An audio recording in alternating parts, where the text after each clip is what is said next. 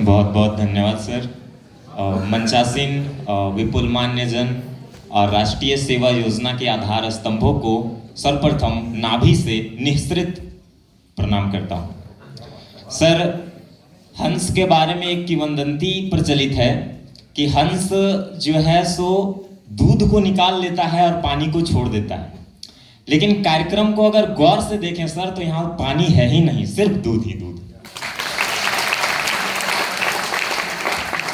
एक और बात कहा जाता है कि बहुत सारे कार्यक्रम होते हैं जहां पे लोहे पे जबरदस्ती सोने का लेप लगाकर लोहा को सोना बनाया जाता है, लेकिन ये कार्यक्रम में कोई लेप लगाने की जरूरत ही नहीं है, ये सोना ही सोना है। यहाँ पे आप देख सकते हैं आदर्श पुरुष स्वामी विवेकानंद जी की प्रतिमा लगी हुई है। उन्होंने कभी कहा था कि मुझे 100 नचिकेता ला करके दे दो। कठोपनिषद जब आप पढ़ेंगे तो नचिकेता एक पात्र है जो यमराज से संवाद स्थापित करता है और उसे नाना प्रकार के प्रलोभन दिए जाते हैं, लेकिन वो अपने पद से हिलता नहीं, वो मृत्यु को जानना चाहता है। यहाँ पे तो 200 नचिकेता बैठे हुए हैं। आप समझिए कि स्वामी विवेकानंद जी 100 नचिकेता मांग रहे थे, यहाँ पे 200 नचिकेता हैं। और ये जो कार्यक्रम है स्वामी जी का ही वेदांत दर्शन का मूल तत्व है आत्म साक्षात्कार।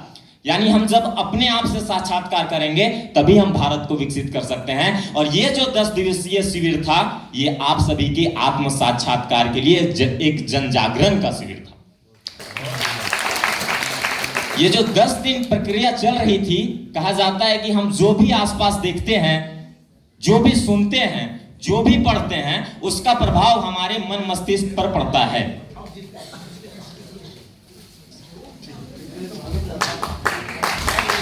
जोरदार तालियां सर के लिए।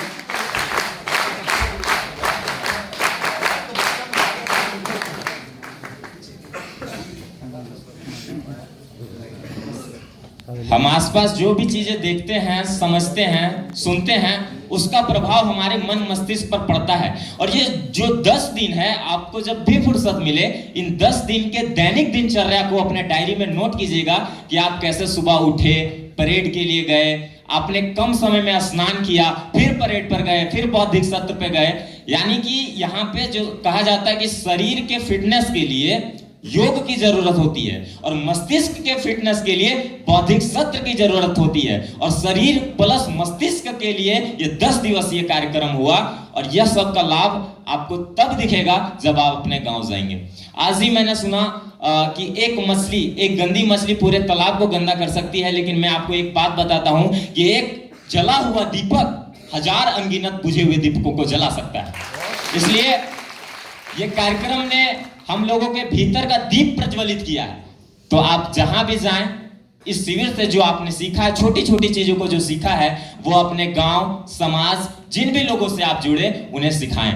हम सब अपने गांव जाएं और यहां से जो जाएंगे उनके प्रति ईर्ष्या नहीं रखना है, क्योंकि वेदों में कहा गया है कि भाई भाई में ईर्ष्या ना रखें, बहन बहन में घृणा ना हो, क्योंकि हम सब एक से अनेक हुए हैं, इसलिए हम वास्तव में एक।